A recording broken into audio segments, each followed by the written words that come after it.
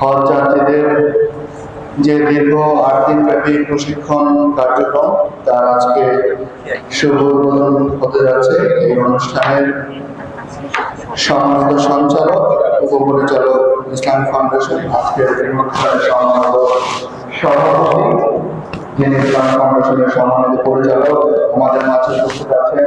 এই মসজিদের অত্যন্ত শ্রদ্ধেয় এবং সকলের সম্মানিত প্রতিমন্ত্রী আমার সহকর্মীবৃন্দ এবং আসলে যাদের জন্য আমাদের এই প্রশিক্ষণ কার্যক্রম, যারা ইতিমধ্যে আমাদের প্রতি মহোদয় বলেছেন ম্যান অফ দ্য ইয়ার, আপনারা আমাদের সেই হজ যাত্রী যারা পবিত্র কাবা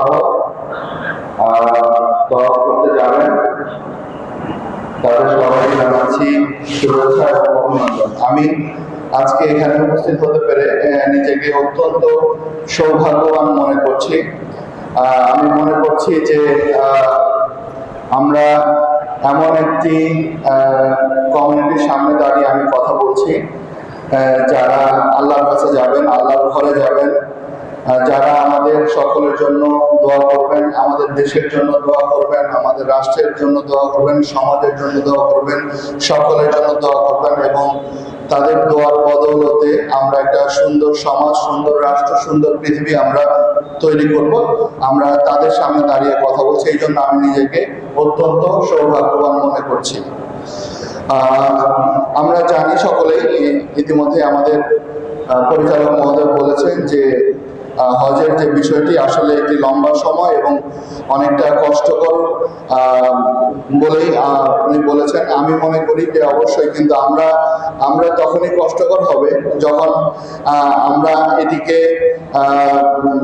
আমাদের শুধু দায়িত্বের মধ্যে দেখব, তখন আমাদের কাছে কষ্টকর মনে হবে। যদি আমরা আসলে দায়িত্বের পাশাপাশি, যে মুসলিম হিসাবে আমাদের দায়িত্ব হজ করা, তাদের সামর্থ্য আছে, কিন্তু আসলে আমরা যদি আল্লাহর প্রতি ভালোবাসা দেখাই, আমরা যদি আল্লাহর প্রতি কৃতজ্ঞতা দেখাই, আমরা যদি আল্লাহর প্রতি যে আমাদেরকে যে সৃষ্টি করেছে, আমরা যে এই পৃথিবীর আলো বাতাস আমরা ভোগ করছি, আমরা একটা সুন্দর জীবন আমাদেরকে দিয়েছে, এত সুন্দরভাবে আমরা পৃথিবীকে দেখছি, আল্লাহর দেয়া এত নিয়ামত গুলো আমরা উপভোগ করছি, আমরা যদি তার কৃতজ্ঞতা প্রকাশ করি তাহলে কখনো এটি কষ্টের হবে বলে আমি মনে করি না।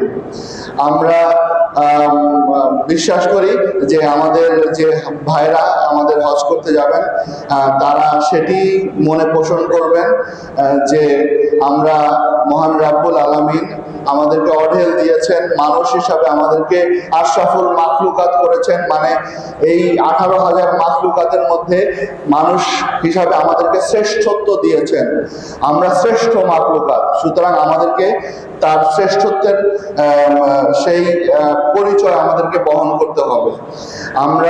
আমরা যদি আমাদের সমস্ত ক্ষেত্রে সেই মানুষ হিসাবে শ্রেষ্ঠত্বের পরিচয় বহন করতে চাই, তাহলে আমাদেরকে এটিকে কোনোভাবেই আমাদের কষ্টকর মনে করা যাবে না। আমরা সেটি মহান রাব্বুল আলামিনের প্রতি আমাদের পরম কৃতজ্ঞতা, আমরা সেটি প্রকাশ করতে যাচ্ছি, করব সেই ধ্যান ধারণা নিয়ে। প্রতি বছর পৃথিবীতে প্রায় 40 থেকে 45 লক্ষ মানুষ হজ করতে যান এবং আমাদের দেশ থেকেও প্রায় লক্ষাধিক মানুষ হজ করতে যান। তা আমরা এই যে প্রতি বছর এত লক্ষাধিক মানুষ আমরা হজ করতে যাই, কিন্তু আসলে এইটি তো আসলে যুগের পর যুগ চলে আসছে। আমরা তো বিশ্বাস করি যে এতগুলো মানুষ হজ করে আসার পর আসলে আমাদের দেশটা আরো অনেক সুন্দর হবে, কিন্তু আসলে সেটি যেন কেন হচ্ছে না। এটি আসলে আমরা আসলে কি সেইভাবে নিজেদেরকে ডিভোটেড করতে পারছি না ইসলামের প্রতি। আসলে ইসলাম তো শান্তির কথা বলে, সৌন্দর্যের কথা বলে, ইসলাম পরোপকারের কথা বলে, ইসলাম তো কোনো রেষারেষি হিংসা বিদ্বেষের কথা বলে না। কিন্তু তারপরেও দেখেন সারা পৃথিবীতে হিংসা বিদ্বেষ রাহাজানি খুনোখুনি চলছেই। শুধু ধর্মে নয়, আমরা নিজেদের ধর্মের মধ্যেও চলছে। আমরা এখান থেকে পরিত্রাণ চাই। আমরা আপনাদের কাছে বলবো, অনুরোধ করব যে আমরা আসলে একটা শান্তিময় বিশ্ব চাই। আপনারা সেই জন্য দোয়া করবেন আল্লাহ রাব্বুল আলামিনের দরবারে, এবং আমরা একটা সুন্দর আমাদের এই দেশটার জন্য আপনারা দোয়া করবেন। আমরা এই দেশটার জন্য দোয়া চাই, আমরা একটা নতুন বাংলাদেশ চাই, আমরা সবাই নিরাপদে। আজকে এবার আপনারা দেখেন যে আমাদের এই আমরা যখন এবার ঈদের যাত্রা দেখেছি, অনেক দুর্ঘটনা ঘটেছে, অনেক মানুষের জীবন হানি হয়েছে। আমরা আসলে এই ধরনের অনাকাঙ্ক্ষিত যে কোনো মৃত্যু থেকে আমরা মুক্তি চাই, আমরা কোনো রেশারেশি চাই না। আমরা সবাই মিলে আল্লাহ আমাকে আমরা শ্রেষ্ঠত্বর পরিচয় দিয়ে একটা সুন্দর সমাজ প্রতিষ্ঠা করে আমরা সবাই সুন্দরভাবে বাঁচতে চাই। আপনারা সেই জন্য নিজেরা পরিবর্তন হয়ে আপনারা সেই পরিবর্তন আপনাদেরকে যখন আপনারা হজ করে আসবেন, এই পরিবর্তনগুলো যেন আপনাদেরকে দেখে সমাজ শিখে। কারণ আপনারা যখন সে মক্কা মদিনা থেকে ঘুরে আসবেন তখন আপনারা পবিত্র। আমরা আপনাদেরকে এই মানুষগুলোকে, এই যে ম্যান অফ দ্য ইয়ার যেটি বলে, এই মানুষগুলোকে আমরা পবিত্র মনে করি। আমরা তাদেরকে মনে করি তারা আমাদের সমাজের জন্য, আপনারা আমাদের সকলের জন্য অনুসরণীয় হবেন। আপনাদেরকে আমরা অনুসরণ করব। সমাজের প্রতিটা মানুষ আপনাদেরকে অনুসরণ করবে যে হাজী সাহেব এসেছেন, হাজী সাহেব কিভাবে চলছেন, হাজী সাহেব কিভাবে কথা বলছেন।